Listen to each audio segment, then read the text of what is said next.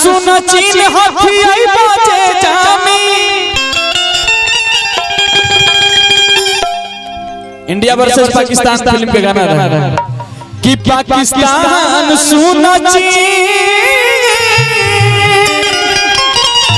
अरे हथियाई बाजे जामी कि तोहर नक्शा के बिगाड़ी तस्वीर दे कि तोहरा बाप के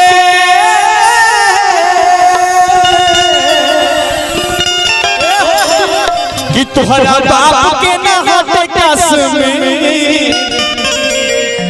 जे तो बहुत चीज दे गा रहे कि पाकिस्तान सुन चीन हथियाई बाजे जामी। पाकिस्तान सुन चीन हथियाई बाजे जामी। तोहरा नक्शा के बिगाड़ी तस्वीर दे तोहरा नक्शा के बिगाड़ी तस्वीर दे तोहरा बाप के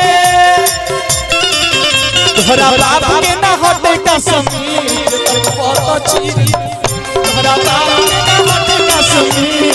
बहुत चीज दे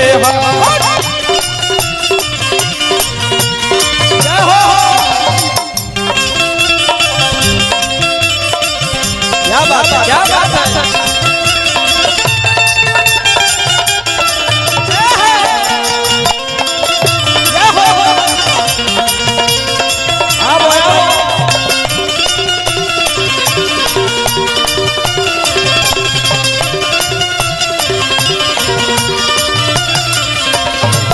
लाइन रहे का जे छेड़ी नहीं के छोड़े के बहवा के रुख भी मोड़े के जे छेड़ी नहीं के छोड़े के बहवा के रुख भी मोड़े के घुसपैठ के गुरूर अपना दम पे लगे तोड़े के जे छेड़ी नहीं के छोड़े के बहवा के रुख भी मोड़े के घुसपैठ के गुरूर अपना दम पे लगे तोड़े के कि सचबा बाडर जाई लाग दूनो काट ले हवटा कि सचबा बाडर जाई लाग दूनो काट ले हवटा एको इंच नहीं भाने हम हकीर दे भैया भैया एक बार आप सबके आशीर्वाद से दिनेश लाल यादव जी की खातिर वो गाना बोले रहे हैं हम निरहुआ चलो लंदन वो फिल्म में भी गाना बा बहुत सारा गाना बा 30-35 को आप सबके आशीर्वाद से रउए सबके आशीर्वाद से एगो कलाकार गावेला कुछ करेला तैयारी ज्यादा ना गाते हुए घोमान जो चैनल एसएनडी और मेलोडी म्यूजिक द्वारा जितना भी गाना हमारा आई आप सब एसएनडी और मेलोडी म्यूजिक के एक बार सब्सक्राइब कर ले अपना यूट्यूब में जाके बहुत सारा गाना आवे वाला बा। एगो गाना अभी हाल में वो कंपनी से भेजा एसएनडी म्यूजिक से का हां भैया कि हाँ हमारे बॉर्डर पर बाणे सजाना ना हो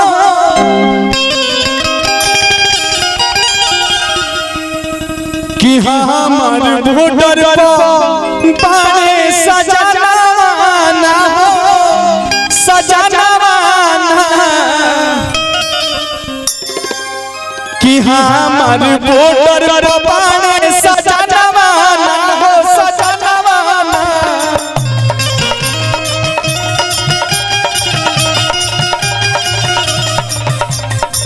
हमारे बॉर्डर पर बाणे सजाना ना हो सजाना ना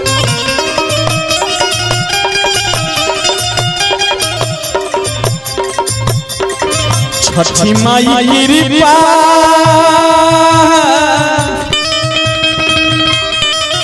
भैया हो ए भैया कि छठी माई कृपा बनई हो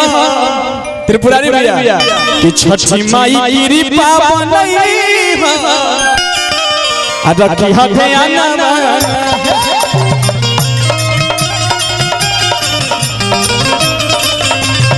छठी माई कृपा बनई हो रखी हाथे आना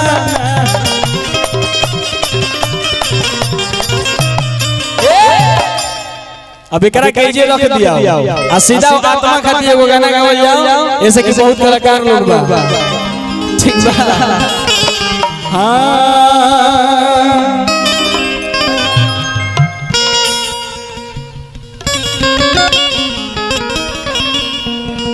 आई ई सब चटनी रहे